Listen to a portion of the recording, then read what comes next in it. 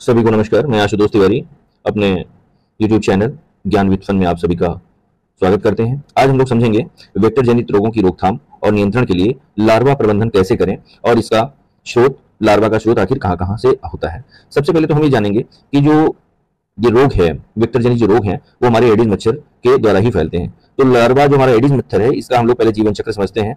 सबसे पहले आप देख रहे होंगे कि इसमें एक वयस्क मच्छर होता है और जिसके द्वारा अंडे दिए जाते हैं और ये अंडे कुछ समय बाद लार्वा के रूप में परिवर्तित होते हैं। लार्वा से फिर प्यूपा बनता है और प्यूपा के बाद में फिर से एक वयस्क मच्छर बन जाता है, जो ढेर सारी परेशानियों की जड़ होता है।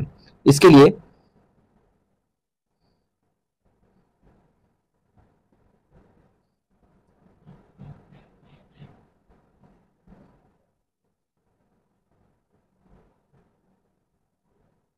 लिए हम लोग समझने की कोशिश करेंगे कि आखिर ये होते कहाँ हैं। तो अगर हम बात करते हैं, देखते हैं अपने घर के आसपास, छत पे देखते हैं, तो ये कई सारी चीजें हमारे घर में होती हैं। तो घरेलू ब्रीडिंग स्थल जो हमारे कहाँ कहाँ हो सकते हैं। घर में मच्छरों के प्रजनन के लिए कई संभावित स्थान मौजूद होते हैं। इनमें से कुछ कंटेनरों में साल भर पानी रहता है और एडिस मच्छर के प्रजनन में मदद करता है। ये कंटेनर मदद फोकी के रूप में कार्य करते हैं और इन्हें मुख्य कंटेनर भी कहा जा सकता है। संक्रमण के मौसम के दौरान एडिस मुख्य कंटेनरों से मौसमी कंटेनरों में फैलते हैं और बीमारी फैलाते हैं। तो इसका उपाय क्या हो सकता है? इसका उपाय हो सकता है समुदाय के सभी घरेलू प्रजनन स्थलों की सफाई और साफ सफाई के लिए सप्ताह में एटलीस्ट 1 घंटे हम लोगों को देना चाहिए। दूसरी अगर हम बात करते हैं कि ये जो सबसे बड़ी समस्या कहां पे आती है, तो समस्या आती है घर की छत पर पानी का जमा होना। और इसका समाधान क्या हो सकता है? समाधान इसका हो सकता है छत की गटर और ड्रेनेज में पानी की रुकावट को साप्ताहिक रूप से साफ करें। छत पे कोई भी किसी भी प्रकार का ठोस कचरा नहीं रखें। ओवरहेड टैंक पर मच्छर रोधी कवर का उपयोग करें। किसी भी डिजाइनर निर्माण जो डिजाइनिंग आजकल बनती है मकानों में, उनसे बचें क्योंकि उनके द्वारा पानी को रोक लिया जाता है। यदि प्रजनन जारी रहता है तो लार्वा नाशक का उपयोग करें। इस समस्या का इस तरह से समाधान ये किया जा सकता है। दूसरा है समस्या खुले कंटेनरों में पानी का भंडारण। तो इसका समाधान हो सकता है कि पानी के भंडारण कंटेनरों के लिए एयर टाइट ढक्कन कवर का उपयोग करें।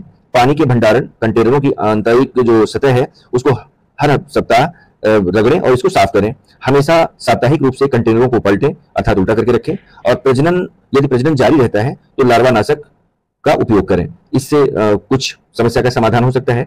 दूसरा है समस्या कृत्रिम फव्वारों, पक्षियों हेतु रखे जल पात्र और फूलों के गमलों में पानी का जमाव। अधिकतर सभी के घरों में ये होता है। गर्मी का समय चल रहा है तो लोग पक्षियों के लिए पानी भी रखते हैं। तो इसका समाधान हो सकता है कि कृत्रिम कंटेनरों को साप्ताहिक रूप से खाली करें और साफ करें और लक्की बैम्बू के लिए जेल का इस्तेमाल करें। यदि प्रजनन जारी रहे तो लार्वा नाशक का उपयोग करें। ये किया जा सकता है। दूसरा है समस्या अन्य कंटेनर। तो इसका समाधान हो सकता है जो शौचालय फ्लश टैंक को हर हफ्ते साफ करें और उसको ढक करके रखें। कंटेनरों को अच्छी तरह से ढक कर रखें। फ्रिज के नीचे की जो ट्रे है, कूलर को हर हफ्ते रगड़ कर साफ करें। यदि प्रजनन जारी रहता है तो लार्वा नाशक उपयोग करें। तो इन चीजों से हम बच सकते हैं। और फिर उसके बाद में पेरी डोमेस्टिक ब्रीडिंग साइटें हैं, जैसे घरों के आसपास। ये तो घर के अंदर हो गया। और घर के आसपास में क्या हो सकता है? घरों के आसपास मच्छरों के प्रजनन के लिए कई जगह मौजूद है, जैसे कृत्रिम फव्वारे, क्योरिंग टैंक, फेंके गए टायर, ठोस कचरा, प्लास्टिक के ड्रम, पेड़ों के खोखर, पत्तियों की एक्सिल आदि। ये भी इनको मजबूती प्रदान करती हैं। तो ये प्रजनन स्थल लंबे समय तक वर्षा जल का जो जमाव होता है उसके रहने से ये चीजें होती हैं। और इसमें ज्यादातर कंटेनर संक्रमण के मौसम में एडिस वेक्टर के प्रजनन से संक्रमित होते हैं। तो इसके लिए किया जा सकता है कि समुदाय RWA को आसपास सार्वजनिक स्थलों को अपनाना चाहिए और घर के आसपास प्रजनन स्थलों को साफ करते रहना चाहिए और हटाने के लिए प्रत्येक सप्ताह इसका लिए 1 घंटा हम लोगों को देना चाहिए। और एक और समस्या आती है पार्क, स्कूल, मॉल आदि जैसे सार्वजनिक स्थानों पर पानी का जो जमा हो जाता है। तो उसका समाधान कैसे किया जा सकता है? उसका समाधान किया जा सकता है साप्ताहिक आधार पर पानी के संग्रह को साफ करें, कंटेनरों को साफ करें, ओवरहेड टैंकों को ठीक से ढकें। अस्थायी जल निकायों के लिए छोटी मच्छरों के लार्वा खाने वाली मछलियों का उपयोग कर सकते हैं, उनको पाल सकते हैं। यदि प्रजनन फिर भी जारी रहता है तो लार्वा नाशक का उपयोग करें। जैसे इस चित्र में भी दिखाया जा सकता है, इस तरह की चीजें घरों में, छतों में पड़ी रहती है ओपन एरिया में। और दूसरा ठोस कचरे में वर्षा जल का संग्रह। या भी आप देखते होंगे गाड़ी के टायर बदले जाते हैं तो अधिकतर हम लोग क्या करते हैं? छतों पर रख देते हैं। तो इससे भी परेशानी आती है। तो इसके लिए करना क्या है? इसका समाधान क्या है? इसमें से कोई एक उपाय अपनाएं। ठोस कचरे को खुला न रखें, यानी कि उसमें पानी न भरने पाए। समय समय पर निपटान के लिए उन्हें इकट्ठा कर कचरा प्रबंधन जो आपकी प्रणाली है उससे मजबूत करें। और ये देख सकते हैं पेड़ों के खोखर, नारियल के खोल और पत्तियों के जो कक्ष हैं उनमें पानी भर जाता है। तो इसको भी आप इसका समाधान कर सकते हैं कि पेड़ों के खोखर को मिट्टी से भर दें, नारियल के खोल को भी मिट्टी से दबा देना चाहिए। यदि प्रजनन फिर भी जारी रहता है तो लार्वा नाशक का उपयोग करना चाहिए। एक समस्या आती है विविध कंटेनरों में वर्षा का जल का संग्रह। तो इसका भी समाधान यही है कि हर सप्ताह भंडारण कंटेनरों की आंतरिक सतह को रगड़ कर साफ करें। पानी संग्रह के लिए डिब्बे, बर्तन, तन और नाव जैसी फेंकी गई वस्तुओं को खुला रखें, उन्हें उल्टा करके रखें।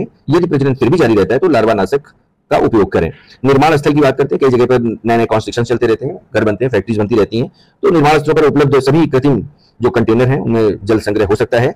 रोग फैलाने वाले मच्छर इन कंटेनरों में स्वतंत्र रूप से प्रजनन करते हैं और निर्माण श्रमिक या आसपास के समुदाय इन मच्छरों के संपर्क में आते हैं, इसलिए वेक्टर जनित बीमारियों से ये पीड़ित होते हैं, परेशानी होती है। इसके लिए जो जिसने ठेका रखा है ठेकेदार मुख्य रूप से सार्वजनिक स्वास्थ्य विभाग से परामर्श करके निर्माण स्थलों पर मच्छरों के प्रजनन को नियंत्रित करने के लिए जिम्मेदार है। उसको चाहिए कि आसपास में वो संपर्क करे और उसका जो है समाधान करते रहना चाहिए।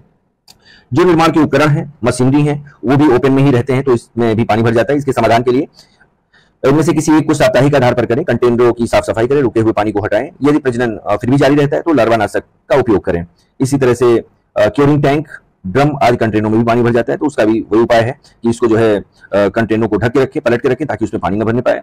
और यदि काम के ना हो तो उचित उनका निस्तारण कर डिस्पोज ऑफ करें। छत के नीचे स्टोर करें, छत के ऊपर नहीं रखें। और यदि प्रजनन फिर भी जारी रहता है तो लार्वा नाशक का उपयोग करें।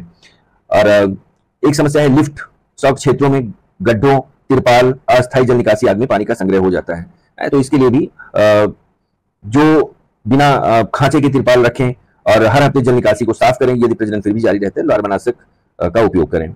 एक समस्या मलबा, फेंकी हुई वस्तुओं और रुके हुए पानी बर्तन, इसका भी वही है। इनको अपने घर के आसपास से हटा दें, निस्तारण इनका कर दें और उन्हें ढके हुए स्थानों पर रखें ताकि उनमें पानी न भरने पाए।